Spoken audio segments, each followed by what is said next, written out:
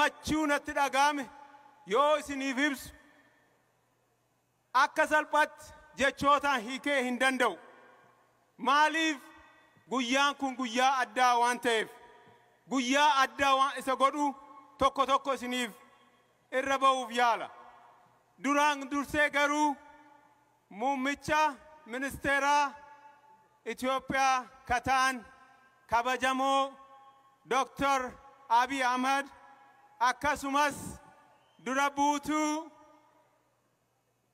aadde First Lady akka biyya kana jennu aadde Zinaash dhiifama Zinaash Taayyaachoo baga nagaan as magaalaa Minnesota dhuftan akkasumas ittaansuun Pirezidaantii naannoo Oromiyaa kataan kabajamoo Dr. Lammaa Magarsaa akkasumas baga nagaan dhuftan isiniin jedha.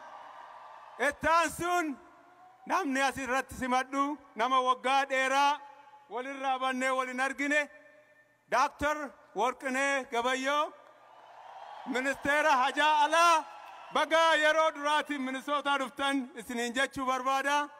Akkasumas kabajamoon ambaasaaddarri United States obbo Kaasaan jidduu keenyatti argamu akkasumas ministeeronni adda addaa jidduu keenyatti argamta hundinuu baga nagaan gara Minnesota dhuftan isiniin jedha. Minnesotaan adda. Minnesotaan kattiin beekamtu Oromiyaa diqqoo jedhamteet beekamti. Minnesotaan Oromiyaa street qabdi.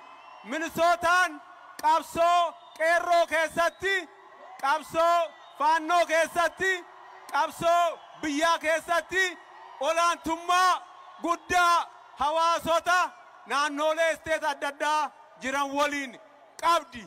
Kanaaf guyyaan kun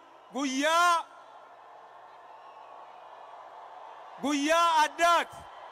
Guyyaa kana baga waliin genne isiniin jechuun yeroo kanatti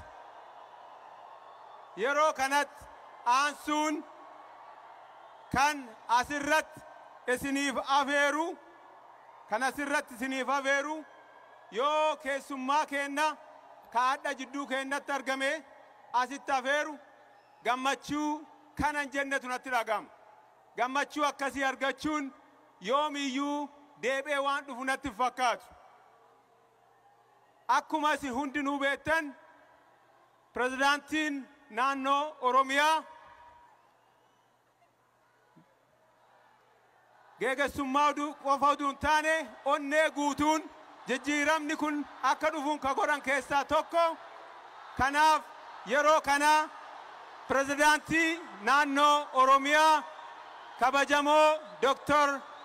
Lammaa Magarsaa asirratti yeroo isiniif dhiyeessu narraa simadhaa isiniin jedha. Galatooma.